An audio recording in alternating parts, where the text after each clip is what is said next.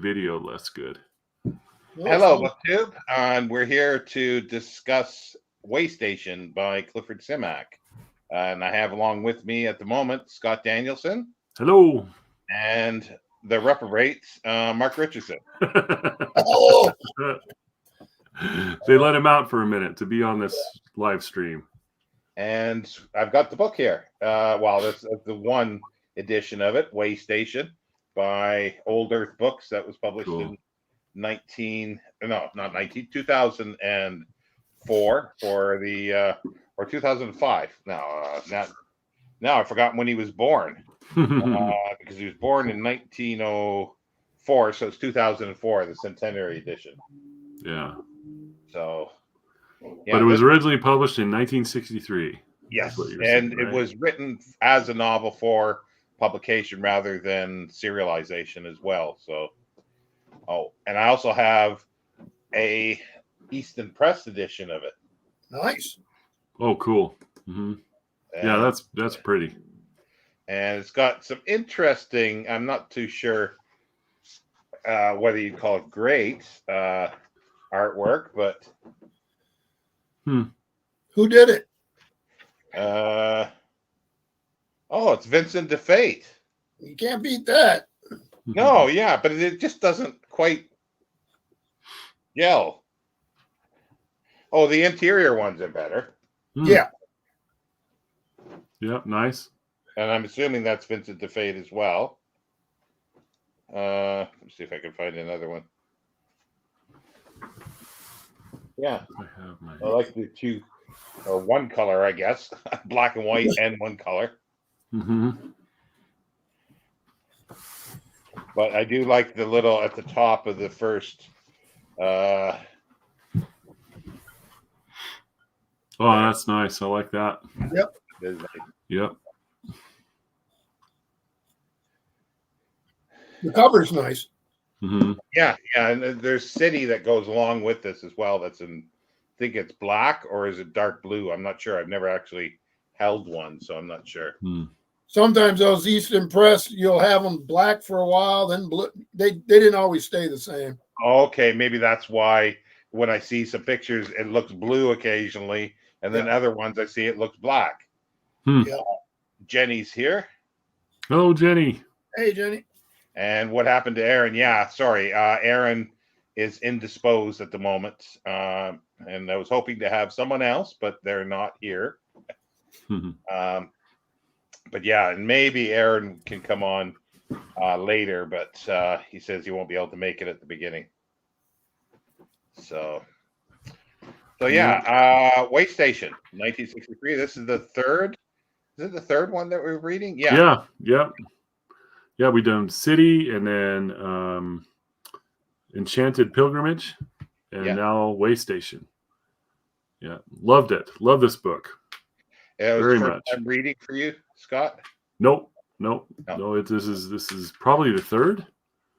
Yeah, I just really, really love it. You know, it's not action packed or anything, if that's what people are looking for, but neither was City. Yeah, this is a really thoughtful book, but I just love the whole idea of it. That's where, like, I actually don't look a lot of times, but I looked on Goodreads, and you just see a lot of people say, "Oh, it's so boring. All they're doing is talking and thinking, and all these descriptions of the countryside, just boring." Yeah, you just missed the whole part of the point of the book. It's one of the things I miss, I think, a little bit about, you know, if you think of Lord of the Rings and how, you know, it really doesn't get going for a long time, probably till they get to Bree. But I enjoy all of it up to then. It's just, you know, looking around, and it's something that we don't do much in modern fiction now. I mean, they tell authors to start right in the middle of something, and, you know, there's no run up or, you know, I think it's good. I generally like that in a book. Yeah, and I remember there was going around. They were doing the excuse me. Roy at Roy Reads Anything was doing Great April, and King Kong was one of the things.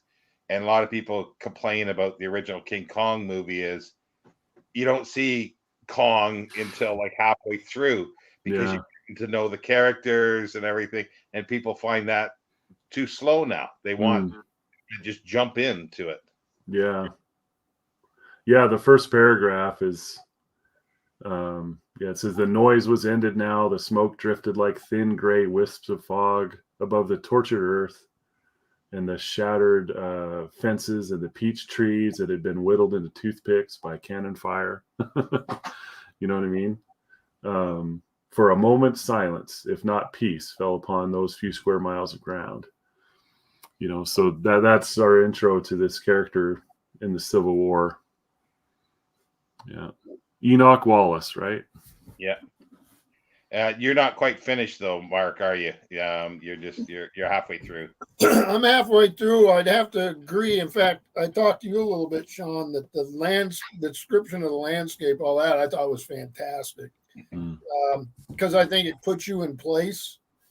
And I mean, the prose was so, you felt like you were going there. But, I wonder if some of what you're talking about with wanting to drop characters in the middle of the action right off, I think that's a result of television. It'd be awful hard to have a detective show where you didn't do that, I think, or whatever's the result. Yeah, that technique where they, pop someone in the middle of something major that's happening, and then tell the story of how they got there. Right. That happens so often, right? You get this prologue where they're just about to die or something, and then throw them. Okay, now I can say, one day they were walking down the street or something like that. Yeah, I've been watching. I don't know if you ever watched it. It was the newer edition of a television show called SWAT, and it takes place. Yeah, it takes place in L.A. And I binged watch it because I got hooked on the characters. And every single episode, you get the interaction of SWAT with the crime. Like you're saying, you go back and then you build along to what's going on. So I think it's a common technique now. Yeah, just try to hook them in, and it's usually you got the scene, and then all of a sudden it goes black. 2 days ago, right? Yeah, right. Yeah, and it can be effective. Yeah. Sure it is. It's not the only way. Right. Talking about the countryside, it's set smack bang where Simak was born and grew up.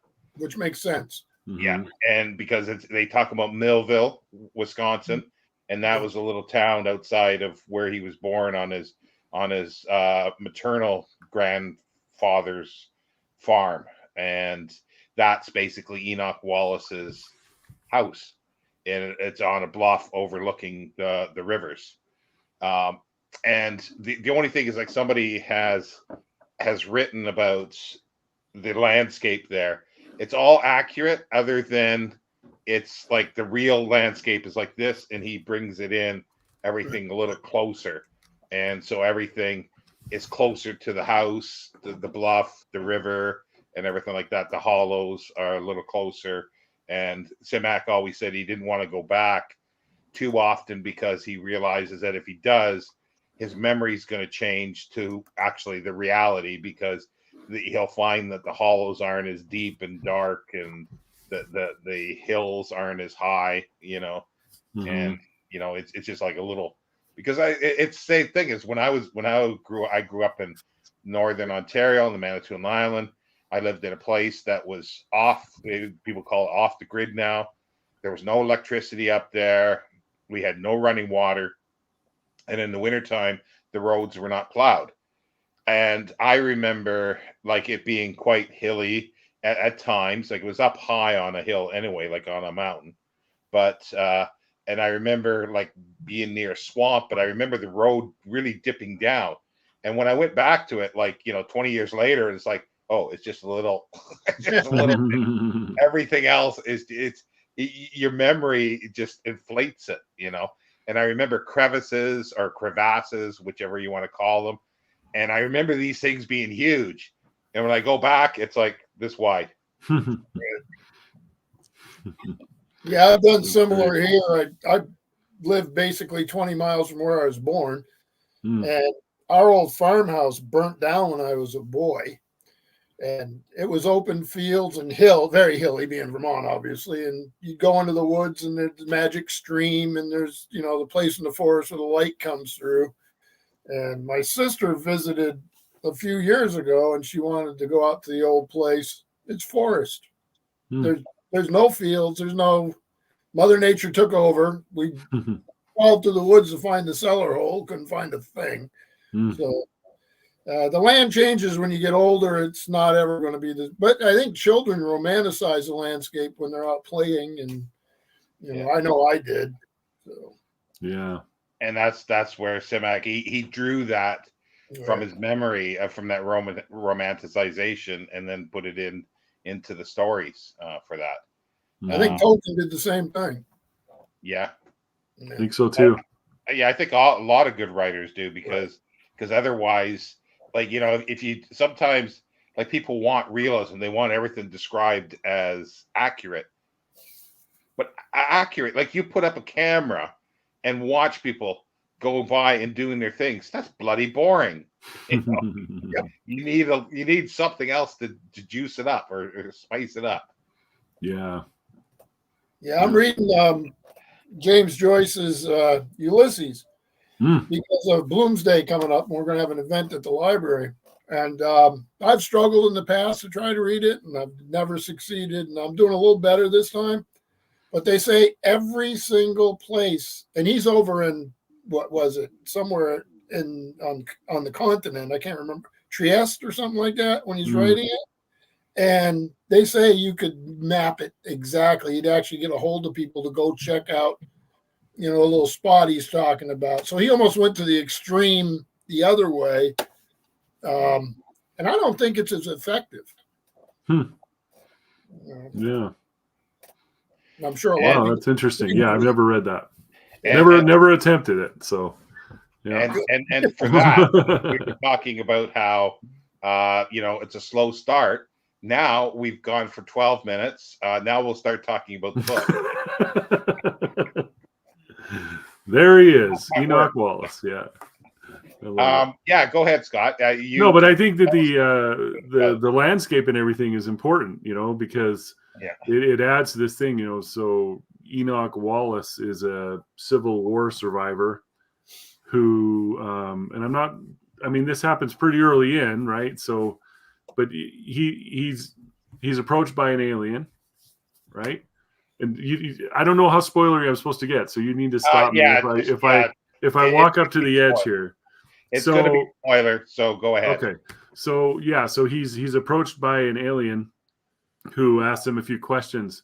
And I thought that was an interesting little sequence too. It seemed like he was trying to figure out, are you open to this possibility or not? So he asks him, just basically about the universe and aliens, and Enoch has a pretty positive answer of possibilities. So he says, all right, you're my man. And then what he does is he sets up a way station on the Earth, or asks Enoch to man this station. And aliens pass through. So I see Jenny's asking for spoilers. So far, this is not spoilery.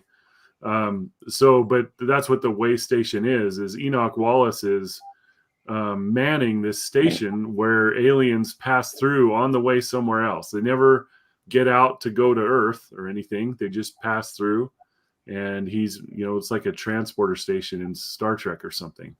But it's some type of transportation conduit for people, alien people in this case. So he agrees, and what they do is they build something that looks like his house, but you go inside the house, and it is a way station.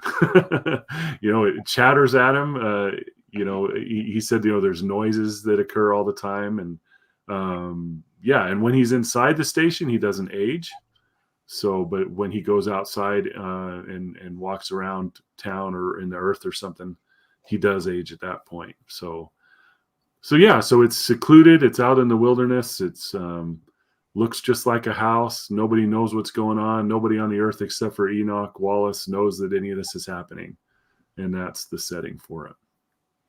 So it reminded me a little bit of Hitchhiker's Guide to the Galaxy. Mm, Yeah, yeah. they're off ramp. Only it went worse than that one. Yeah. Yeah, exactly. And I love, his interaction with the aliens too is always fun. He chats them up when he can. Sometimes they don't answer him. Sometimes they give him trinkets. It's fun. It's really cool. Cool job. But he's representing the Earth, and then that theme is in there. He's just this guy, and he's the only human that these aliens meet. And he's learning as much as he can. Like he's expanded his knowledge.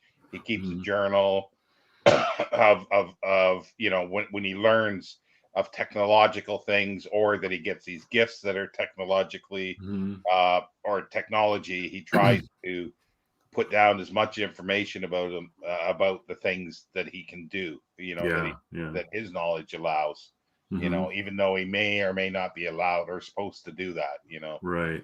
I do like that he's really, really good at it. And he's recognized by aliens as, you're particularly good at this job.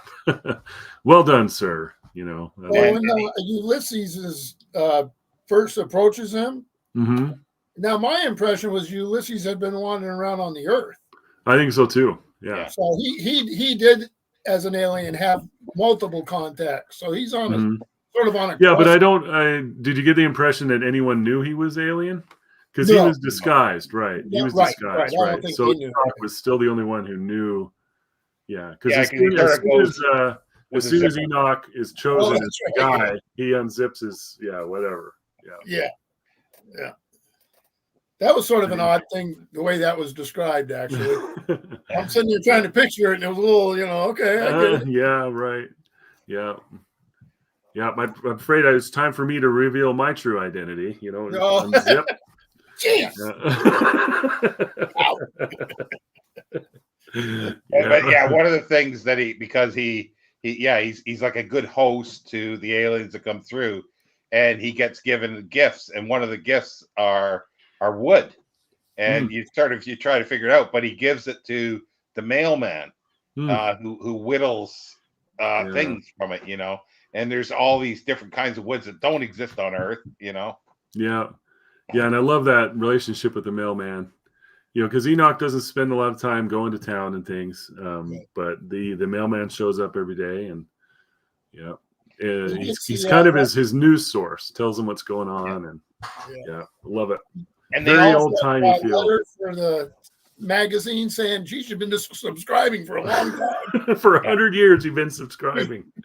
Well, the thing is, everybody there knows, like the mailman knows there's something strange about him, because his father would have talked about Enoch, looking the same way before he was born, and everybody else, and that's like some people have said, and it doesn't make sense because people would say something, but again, this is like Simak is showing, I think, like a country way of life that people just they don't, they notice stuff, but it's like, you don't bother me, I don't bother you. And even the postman says, when they're talking about the possibility of war, they should take some kind of, a lead from us that we don't really care what somebody else does, so much. Yeah. But I love that. And then so I don't know how much more detail to get into the rest of it. Well, I think you're gonna have to get some spoilers. That's the thing with this. Because in order to talk about this the story, I think, because the whole thing is that we find out. Well, we can compare it to City a little bit too, because in City, like Simak has this thing of a brotherhood of beings, and in here we have this as well, but it's sort of brought together by a talisman, and we learn about this talisman, but that it's gone missing.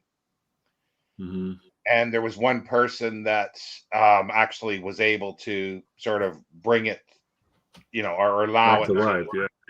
And it connects with a supernatural type being, I guess, like God, possibly.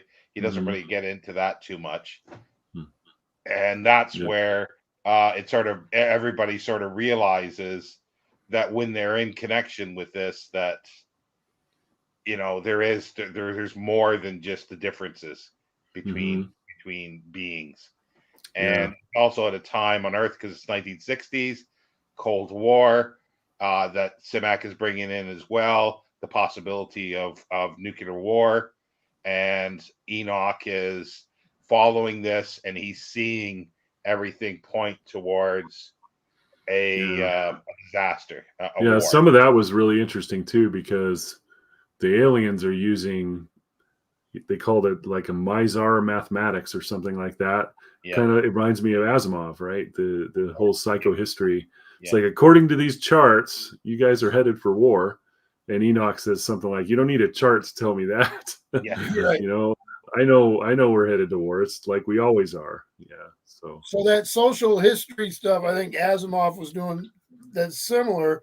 There was a big sort of thing in the air at the time trying to make the social sciences a hard science. And they thought they could do it with math. And, we do it now somewhat with statistics, but that was in the air at the time for sure. Yeah, and with psychology too, right? Psychology with Freud and that, it's like if you just pull the right levers, right, then that'll fix you or whatever. Yeah, especially if you're from Vienna at the end of the previous century to that. Right? If you're all Viennese, then it works. Otherwise, it doesn't work. Right. Well, the other thing is too, because if you compare it to City, what was Duane's philosophy? It was science. It was scientific philosophy, and so therefore, now we can use statistics and math to predict the future. Yeah. In here. Yeah, and it wasn't part of Duane's thing that it was a true understanding of a person's motives behind what they were saying. Yeah. That was in his philosophy too. Yeah. Something like that. And that's where the talisman and everything comes in here. Exactly. Yeah. So it's really a parallel. And even like, I guess without too much spoil, well, I think it's comparing, but I always thought, well, Enoch and Jenkins are very much the same of the two stories. That's interesting. I think because they're long lived. Yeah, that's interesting. Yep. Go ahead. Sorry. Yep. Yeah, and Jenkins keeps the journal, like he's writing down everything that the dogs say. And what is Enoch doing? And Enoch is sort of, he has this purpose of trying to help humanity, like in the background, but obviously humanity is not with Jenkins, but he's helping the dogs, trying to guide them, and I think Enoch feels that he has a place to be able to guide humanity as well. And where Jenkins was with the dogs.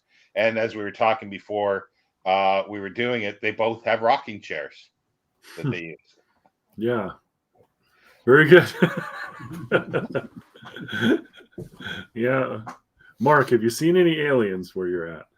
Oh boy. Behind those bookshelves, yeah. Yeah, right out the window. Just right over there. I love it. Yeah. That's good. We've got a few comments here just because like they say lots of shade and light. Lovely when Enoch sees the girl heal the butterfly wings. Oh, that's Lucy. Yeah. Yep. Yeah. That was great. Yeah.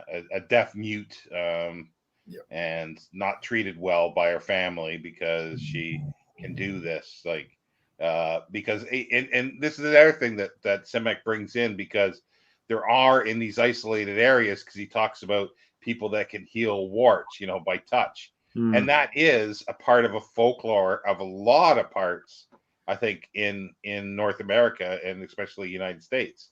You probably got stuff like that in your area, Mark. Not so much. Our big one is dowsing. Okay, yeah. But in isolated sort of areas like that, you get these kind of things, and he's pulling all these things in. And that's where I think a lot of people, when they read it today, they don't realize that this is what he's pulling from. Right. He's pulling from, especially the Midwest, Midwest sort of psyche and everything as well, but expanding it at the same time. Mm. And yeah, the thing with the butterflies is kind of neat because yeah, it's clear that this is somebody who has some extra powers, and then that's where the talisman and everything that comes in later. But there's a lot of little details that I really like. In all Simak stuff, but this one is where the postman, I think, is talking to him and saying, they're talking, and he's saying about that there's problems with, I think it's a postman, yeah, and he says, well, why don't you write something for like Scientific America or Scientific America and that, and he's going, well, he doesn't have the credentials, so nobody would believe him. And I'm going, yeah, that's a nice little touch, because nobody would, they wouldn't Right, even be looking, even if it was 100% correct. They wouldn't even look at him. Yeah, for sure. I did look up his favorite word, huddle. Yeah. Because I encountered that, but it's 6 times in this book. Yeah. I just love that, and he does use it in the sense of the huddling place. It says, in a few days' time, there would be a panic and a huddling and a fleeing and a desperation in the face of a situation no one could comprehend. That's city. Yeah. Yeah.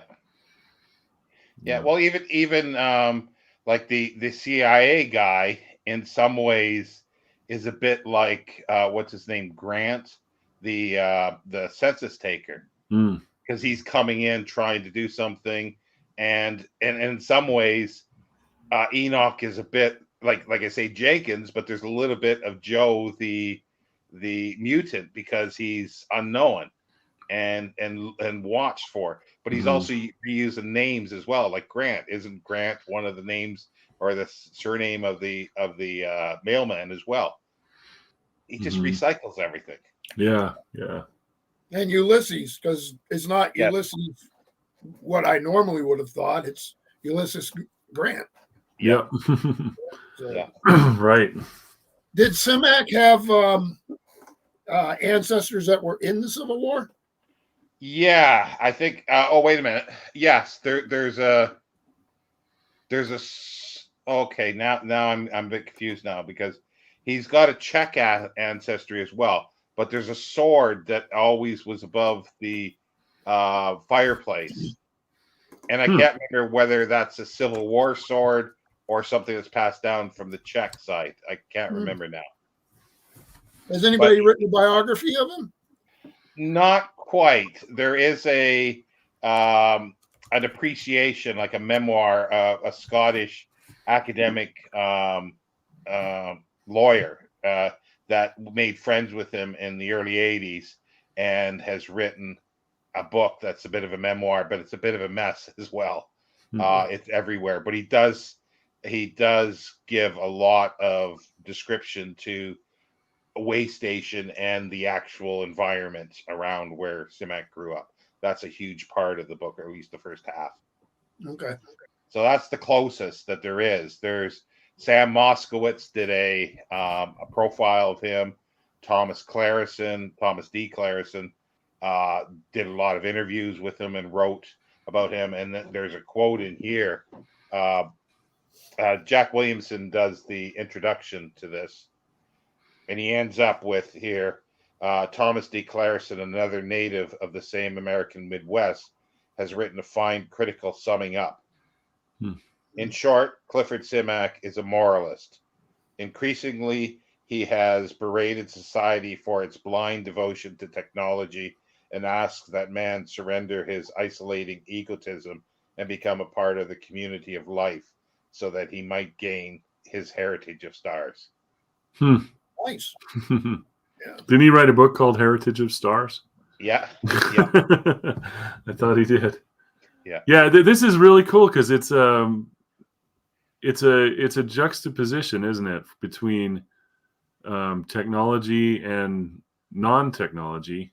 Yeah. Because Enoch is not a technological person, but he lives in this very high-tech house this very high-tech way station, but he still feels the need to go outside and walk around with his rifle and, Yeah. do things the old way. Until the end. Yeah. Yeah.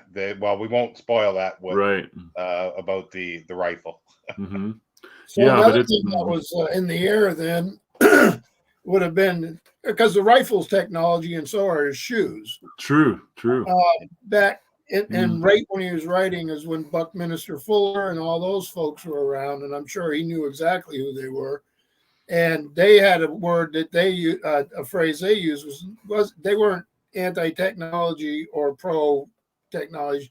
They just believed in what they called appropriate technology. So you didn't do a nuclear power plant to help, a farmer in a more rural place. You might have built a windmill for the water. They're saying you fit the technology to where it goes, and that we have a tendency, probably because of big corporations and government interests, to put inappropriate technology in places. So it's not anti-technology as much as it is what's appropriate technology. Right. That's great. Yeah. Have you ever heard of an electric belt? That's No. So back when electricity was new, if you look through like a Sears catalog, they'd have electric everything. Oh, okay. Right? And there was an electric belt. Wow. Somehow would unfasten or something. I don't know exactly what, but it's just an example of that's inappropriate technology. Yeah. Right. Unneeded. It's not making your life better or anything like that. What It's was the funny, old we're one? having all these conversations around AI right now. There's just a lot of things flying around where people are like, do we want this? Is this helping us? Is it, just asking these deep questions. I saw a quote the other day where someone said, I want AI to do my dishes while I do art. I don't want AI to do my art so I can do the dishes. You know what That's I mean? pretty wise. Yeah, for sure. Yeah. Yeah. They always oversell it. So, being a librarian, I had that with ebooks. They have their appropriate place. Yeah. But these corporations aren't going to do that. They're going to say everything replaces something. The minute they do that, I get suspicious of them. And AI is a new example of that. It's way oversold. Yeah. There are things to worry about with it, like with any technology. But the fact that, this is the panacea that's going to, it can be a tool, but it's never going to be every other. It'd be a horrible world if it was. Right. Yeah. Yeah, that's Enoch is keen to point. collect journals, which very nice. Because obviously at the time, like he probably this is not something that Simak would have thought of, and this is where you do get anachronistic things in science fiction, because at the time they didn't think of things like that. They didn't think of a Kindle, Right. But the thing is, like, even if there was, Enoch would have opted for a paper journal, like the Scientific American and whatever else. He would have opted for that, I'm sure. Yeah, and I love, like Alex says there, that he collected those. Yes. Yeah.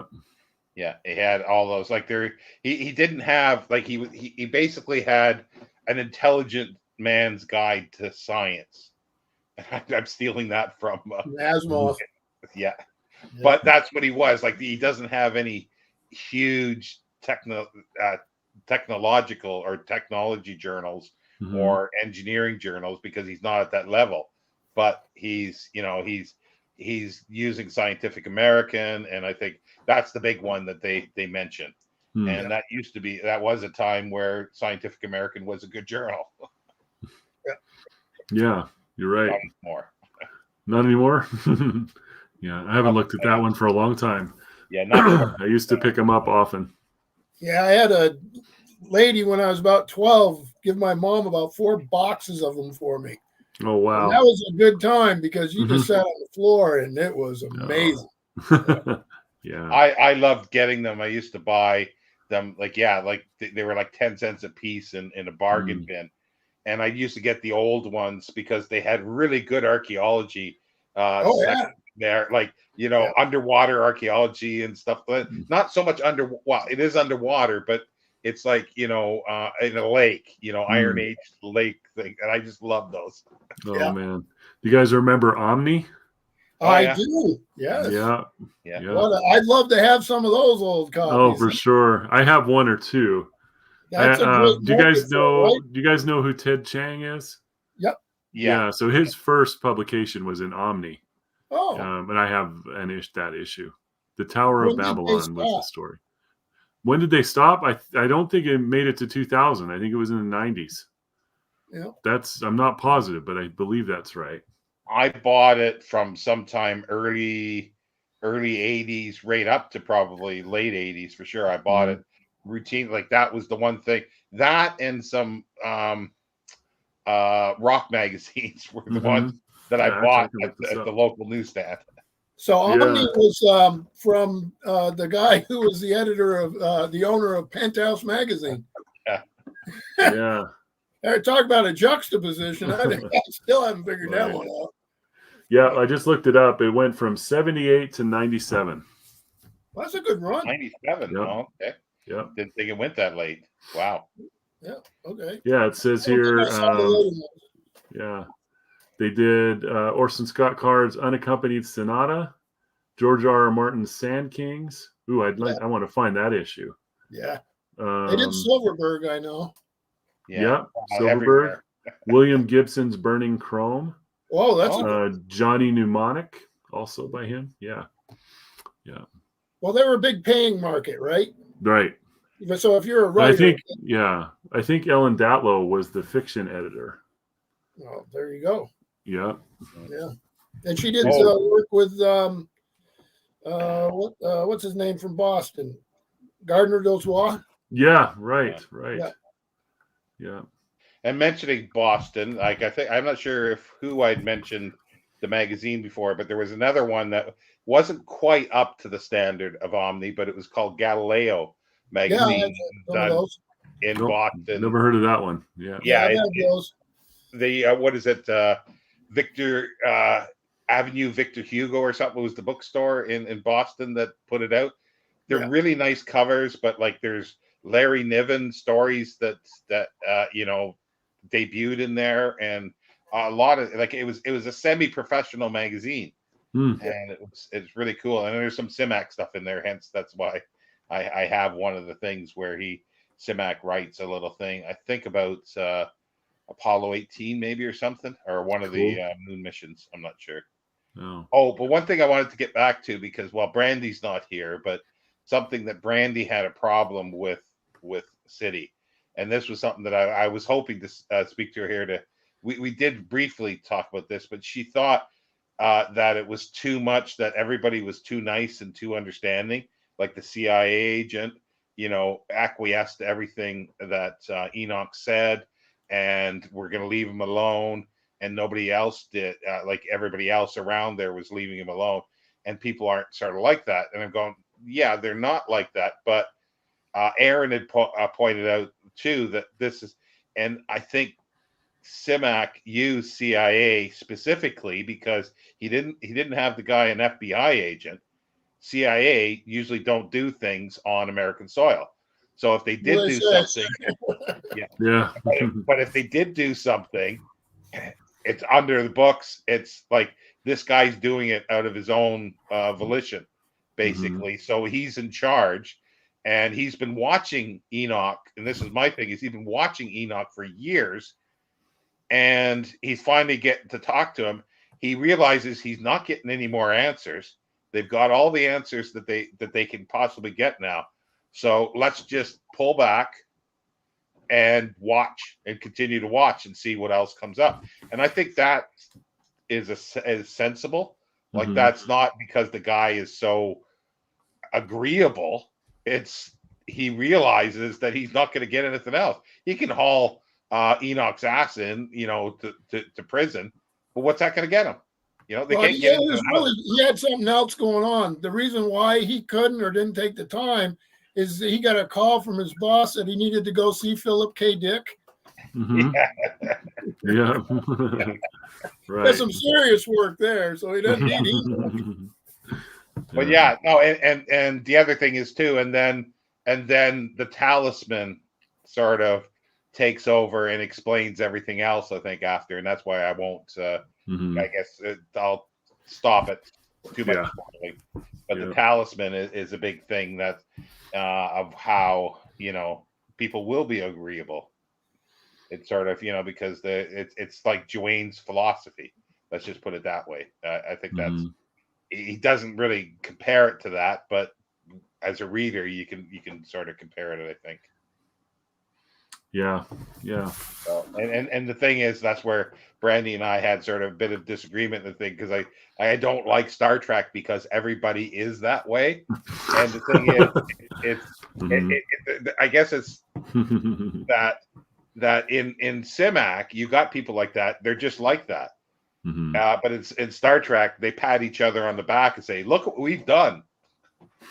That I got tired. That I get tired of, and Simak doesn't do that. So that's the difference that for me, especially. But I know. Yeah, I don't know if you'd call that just a general optimism, but I enjoy. That's what I think Star Trek has lost in the modern versions. But this optimism, this future that we'd want to be part of, this inspiring thing. I like that, and Simak has that too. Yeah. And then, despite, it's like, I'm standing in total chaos, but I can see a future where that's worth attaining. But the thing is, like, even Asimov had that. Like, he had, like, Asimov's view is that you'll have rational people. Like, there will be rational thought. Right. And that doesn't really work out at times, but his view is that you will have science and you'll have rational thought. Yeah. And I think that's with Simak too, is that people will be rational, but are they? Yeah. That's the other question. I think we know where the evidence is pointing, and it's not very good. Yeah. That's where for Simak, I think he shows that you can do it, but sometimes he has a little nudge. He has something else that allows them to do this. But then when they do it, is it actually beneficial? Like in City, is it beneficial to humanity? Yeah. And I think those questions were asked. Yeah, and that's the thing. And it's the same thing in not same thing, but a similar thing, I think, in Way Station, where if the peace talks don't go well, and Enoch's afraid that they will, pull the Way Station and stuff, the aliens have a solution. They do. Yeah. But it's is that beneficial? Ultimately, maybe, I don't know. Yeah. In the long term. Yeah. But then it just becomes cyclical. It sort of reminds me of what's the oh crap. What's the book where the monks are out in Utah and they're doing Canticle for Leibowitz. Yeah. So it's like, yeah, it's a cyclical thing. It's like it just happens like so many times. Oh man, that's history, isn't it? Yeah, incredible stuff. I really like the whole galactic civilization idea, that recurs in science fiction. I'm thinking of David Brin in the 80s, with Sundiver and the Startide Rising.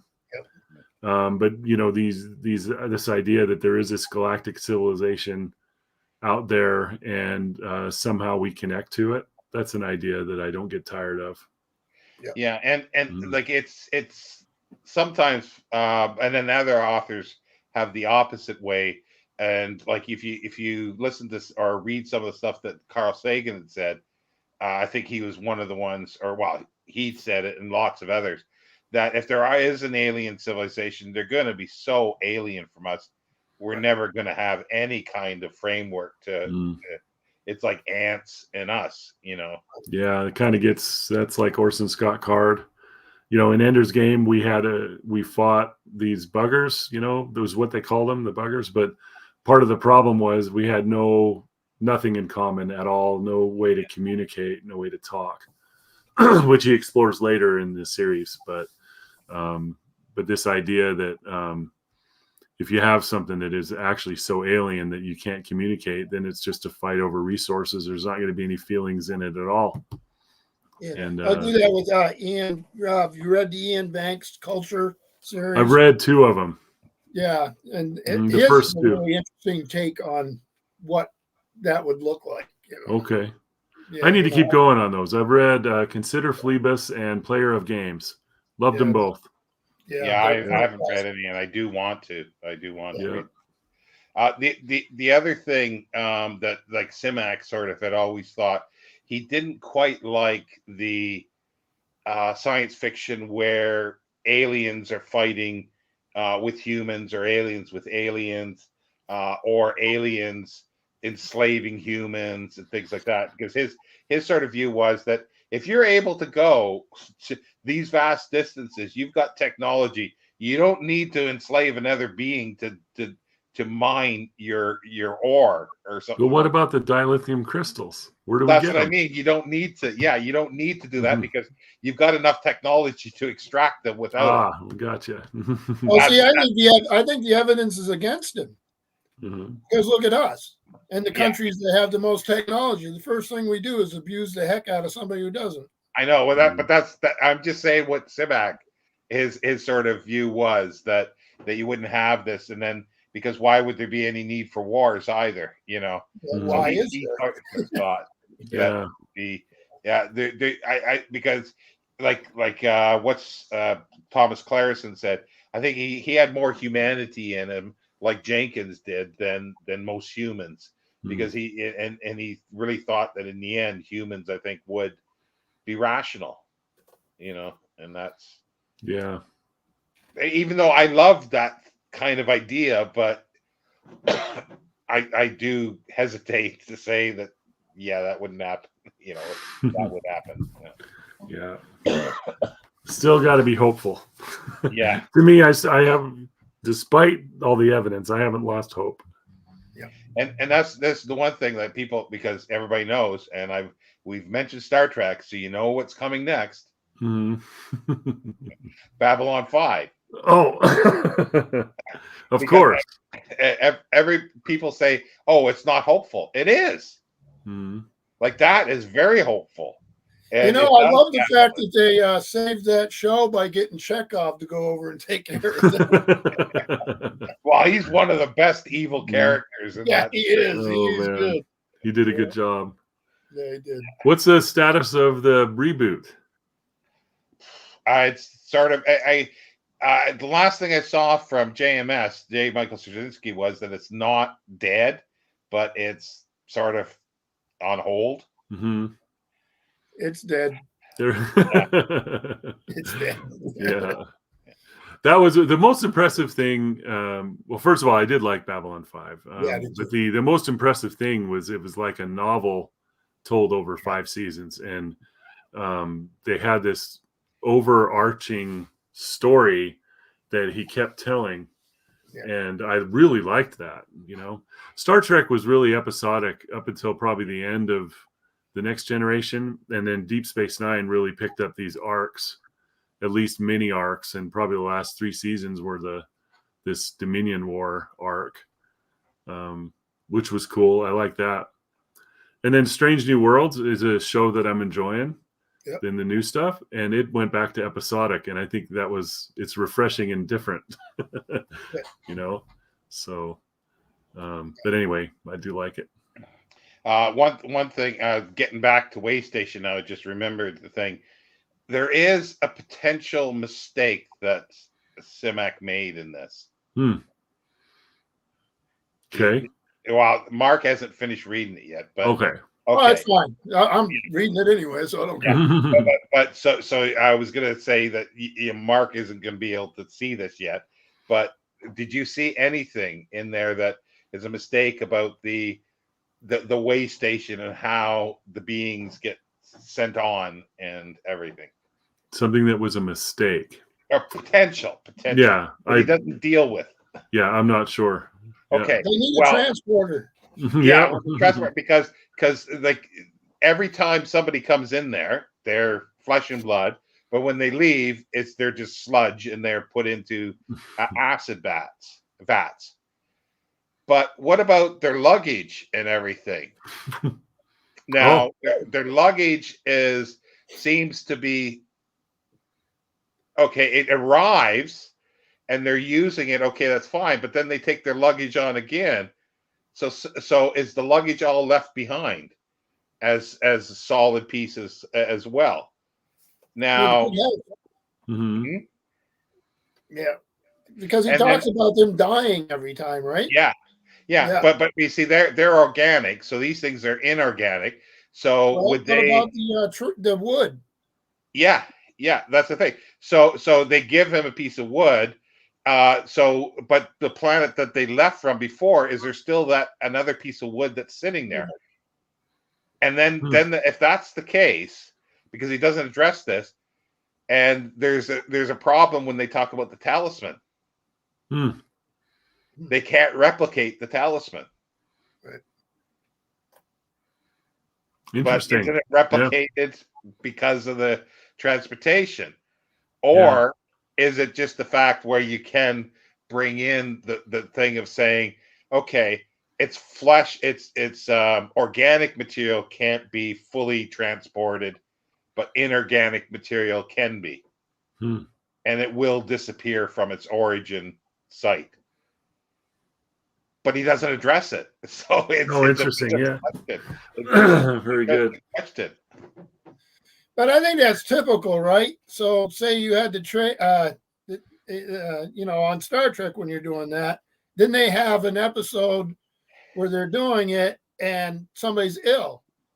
Well, the first question you ask is, well, you can just don't transport the tumor or don't, I mean, there's no matter what you have for trying to imagine being able to go faster than light or teleportate or any of those things, there's always going to be a logical flaw. And I think Simak was probably wise not to deal with it. Probably was. It as a device, but he may have known very well there were problems. Well, but that's a good point. Yeah, and that's what I'm saying. Like, is it a mistake or is it just something? that he just it chooses to ignore because you don't need to sort of address it, because if you address it, then it becomes too pedantic or can be, and then that's not for him. It gets too scientific, and that's not him. That's definitely not Simak. He's a storyteller. So you go with it. You go with the flow. Right. But we do that with all science fiction, right? Yeah. A lot of things have. You got to give them something and then roll with that. Yeah. Often there's something that you just have to accept and then read the story. I'm doing Dune in June, so rereading Dune is a classic case of it. Yeah, and there's so much in there. It's like, there's this point where Duke Leto looks at his wristwatch, and I'm going, "What? Why do you have a wristwatch? You're 11,000 AD, and you still got a wristwatch?" Yeah. Well, you think about the spice pilots. Yeah. I mean, there's a point where you're starting to tip into magic, right? But it works for the story. It's a wonderful story, but if we ever sit down and slice it up too much, it's sort of magic. Yeah. The thing is, I disagree a little bit about the magic. Like, it almost becomes magic, but see, the spice changes the brain chemistry. The spice is changing genetically people. So drugs can change your brain chemistry. But they can't make you throw somebody across the room with your thoughts. I'm sorry. It's just not going to work. Right? Well, see, that was popular at the time. What was the thing? And that's Campbell for psi stuff. And then they did that on Babylon 5 as well. And that's where it breaks down. And then that's part of the story. Yeah. But the thing is too that it's also, going back to Dune, it's part of the new wave too, is using drugs and everything too. So Dune is part of a new wave novel as well. We haven't discussed that yet, but it definitely is. But it's just like there's all sorts of things, like anachronistic things. It's like I used at one time in Simak's Ring Around the Sun. There is a a sort of spy device that is spying on a guy, and he throws a shoe at it or something, and but it looks like a mouse or a rat. So he throws the shoe at it, and he hears the tinkle of broken cathode ray tubes. Oh yeah. You remember that old science fiction magazine cover? I don't know if it was fantasy and science fiction or whatever it was. It was like I think it was an issue that was devoted to Asimov, and they got a bust of Asimov, and it's outer space, and there's rockets, and there's a slide rule, right? Yeah. Oh man. 5 years later, nobody's using them anymore, but they didn't know that. They thought that was science, you know? Yeah. Oh, there's a cover too with I think it's the Pirates of something by Leinster. And the cover of the Astounding is a pirate climbing up, you know, some of those ropes on a ship, and he's got a slide rule in his mouth. Oh no, really? Yeah. That's awesome. Well, just look at the old serials, like Flash Gordon, or is it or the other one, Flash Gordon. What's the other one? There's Flash Gordon, and what's the other? At the same time, Flash Gordon, and then what's the other one? Anyway, like they're flying around in space. Sorry? Buck Rogers. Buck Rogers, yes. Yeah. They're flying around in spaceships and all this stuff. And you also get it in some of the stories at the time that people have a radio, and they take a radio, and it's the size of a huge suitcase, you know, and they're setting this stuff up. Well, the radio had a huge role in the birth of modern science fiction, right? Yeah. Because Hugo Gernsback was a radio guy. Yeah. All the magazines were radio magazines.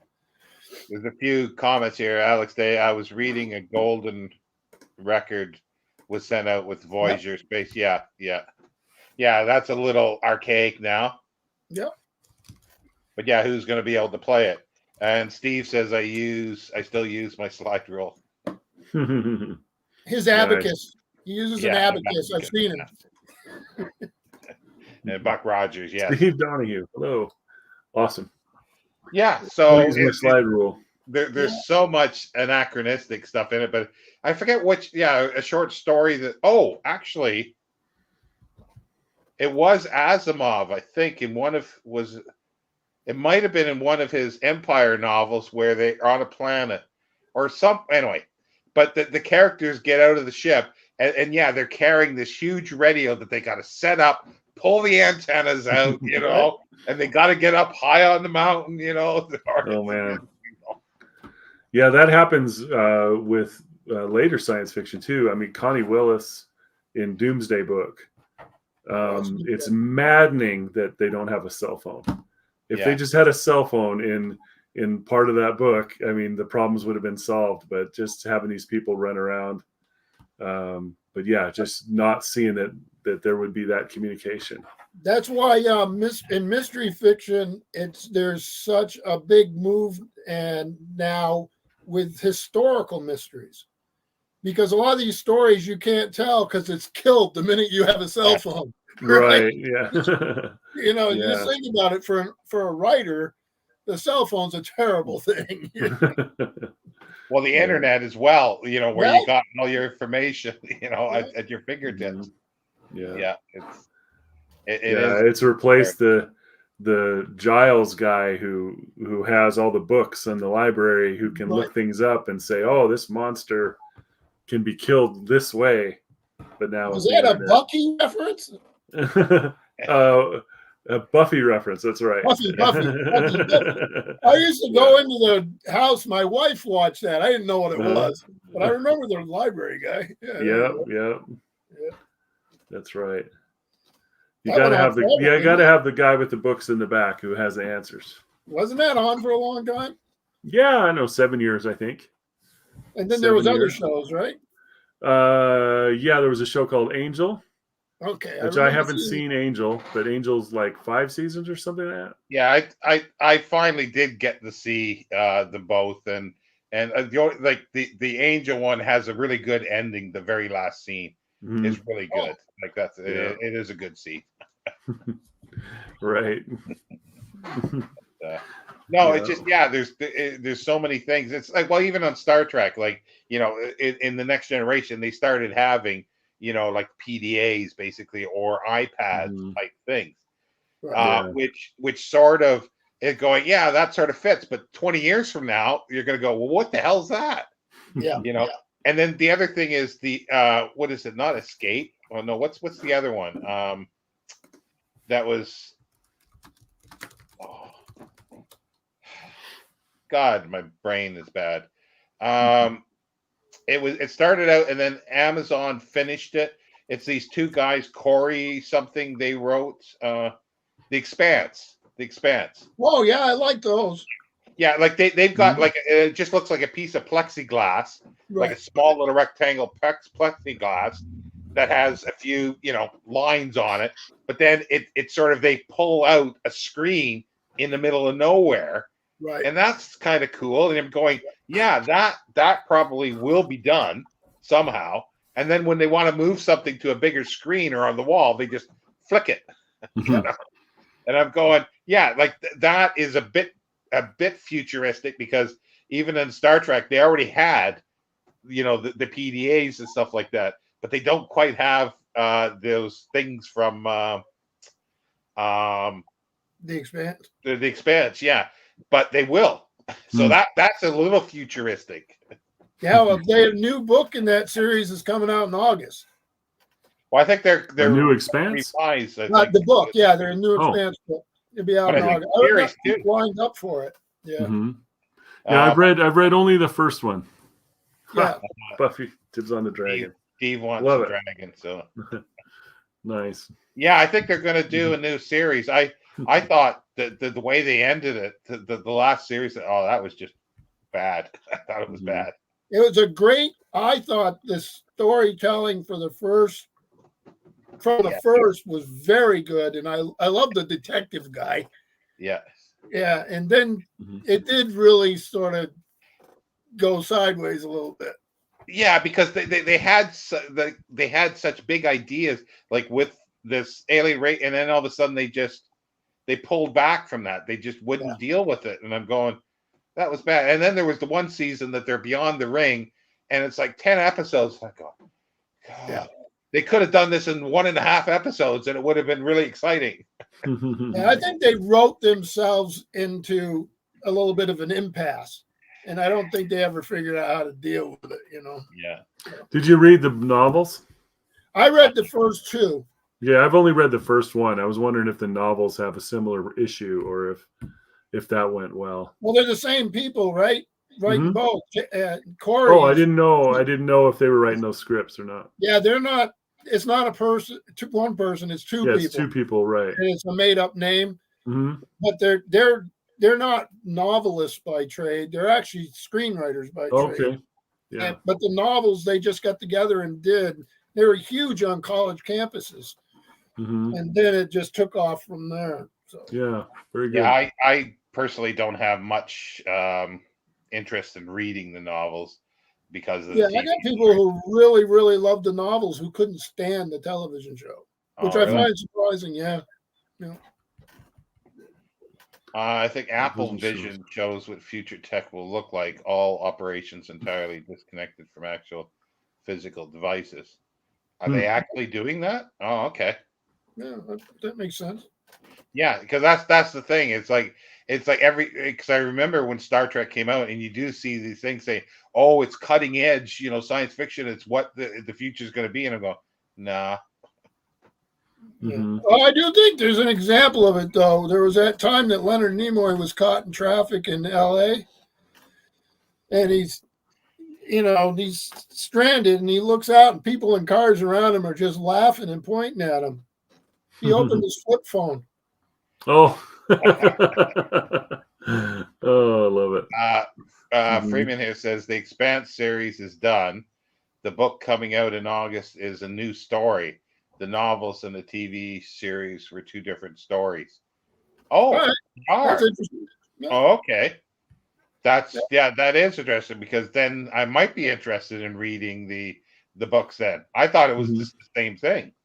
Well, if that's Right. the case, and that explains why the folks that were reading the series, the books, and just had no use for the series. But I know people who loved watching it on the screen and didn't read the book, so maybe it makes sense. Yeah. Yeah. Yeah, it's Well, called The Mercy of Gods is the book. The new one? Yeah. The Okay. Mercy of Gods. The start of something truly epic, says Fonda Lee. So is it set in the same fictional world though, right? It says it doesn't look like it. So Oh, it says the Carricks, part empire, part hive, have waged wars of conquest for centuries, destroying or enslaving species across the galaxy. Now they are well, this facing could a have been written great in and the deathless 1930s. enemy. Yeah. Yeah. The key to their survival may rest with the humans of Anjin. So, yep, it's different. okay. All right. Well, learn Interesting. something new. Yeah, August 6th. So now I have to see all those people that are waiting for this thing that have gone to the library and asked me to make sure I have it. Mm-hmm. There's a chance they may be disappointed, huh? Oh, man. Yeah. Jenny said, I don't know anything about this Apple VR set. I have to take a look at that. I Yeah, it was looks like, sure kind of like about- Steve was saying, you can wear a VR set and it actually, the laptop or whatever you would call it now is inside the VR set, and just using your fingers or whatever to do an imaginary keyboard that's right in front of you. Yeah, And but you can that's still actually- archaic because they'll probably have some point where they'll just imprint something or implant something behind your eye and connect it into your occipital brain or wherever, and you just do it that way. Because why would Elon you Musk need all already wants to do that. Well, Elon Musk is working on that, isn't he? Is he? Yeah, they put a chip in some volunteer's head, and he's able to move a cursor around a screen with his mind. Yeah, and you hear it rattling every time he moves. It's hard when you got to reboot it. You got to shut it off and on again. Yeah. Oh, Yeah. just unplug it. Unplug it. Yeah. Photographs, and I'm not sure what that reference is. The Expanse books didn't have And very unmistakable voice. That's true. Oh yeah, that like her character was great throughout that. It was great. And Yeah. she was the favorite of the whole thing. Yeah. You know, I agree. definite. Mhm. Within 5 years, the VR headset's visor will be a contact lens. Yeah, like that. That's the thing. And Pretty then then from a contact lens, a little thing that gets injected. Mhm. I wonder how you will charge it. We won't go there. This is bad. Yeah. Oh shoot, that's great. Love it.